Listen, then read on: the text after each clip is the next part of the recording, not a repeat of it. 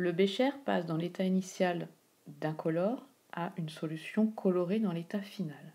Cela signifie qu'il y a une nouvelle espèce qui s'est formée qui est colorée. On nous dit que les ions sulfates sont incolores, donc forcément la deuxième espèce qui s'est formée étant le diode, c'est le diode qui est responsable de la coloration du mélange. Nous devons ensuite calculer les quantités initiales de réactifs, c'est-à-dire l'ion I- et l'ion peroxodisulfate.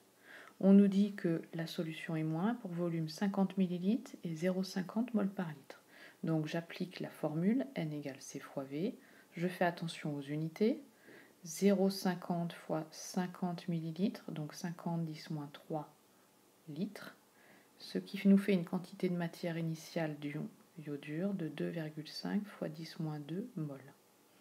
Pour le peroxodisulfate, pareil, C fois V, attention, 50 ml et 0,10 mol par litre, donc 0,10 fois 50 10 moins 3 pour mettre en litres, ce qui nous fait une quantité de matière de 5,0 fois 10 moins 3 mol dans l'état initial.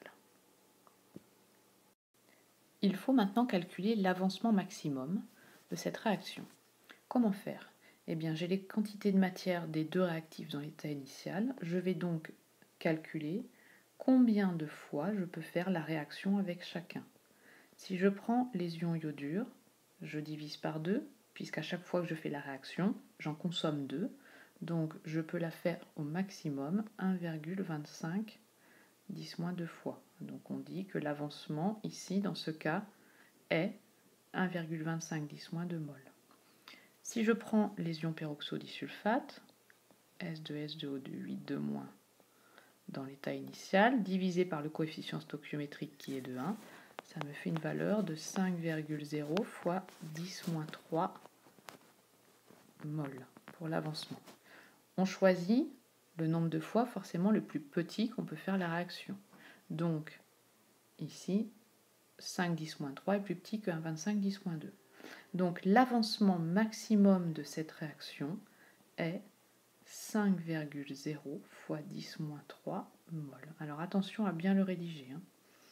On fait une phrase, l'avancement maximum de cette réaction est de 5-10-3 mol, ce que je n'ai pas fait ici. Pour terminer, comme l'avancement maximum, je l'ai déterminé à partir de l'ion peroxodisulfate, on écrit que le réactif limitant est donc l'ion peroxodisulfate S2O8 Nous devons maintenant calculer la quantité de matière de chacune des espèces dans l'état final. Alors, l'ion peroxodisulfate étant le réactif limitant, il y a dans l'état final, bien sûr, 0 mol d'ion peroxodisulfate. Les ions I-, attention, à chaque fois que je fais la réaction, j'ai un coefficient 2 ici, j'ai 2 mol d'ion iodure qui disparaissent. Donc, au départ, j'avais une quantité de matière d'ion I- dans l'état initial, et à chaque fois que je fais la réaction, j'ai 2 mols qui disparaissent. Donc, pour x max fois la réaction, j'ai 2x max mol qui disparaissent. Si vous faites le calcul, vous devez trouver 1,5 fois 10-2 mol dans l'état final. Pour le diode, au départ j'en ai 0 puisque c'est un produit. Je fais la réaction x max fois, j'ai donc à la fin x max mol de diode. J'ai un coefficient 1 ici devant le diode. Donc dans l'état final, j'aurai 5,0 fois 10 moins 3 mol.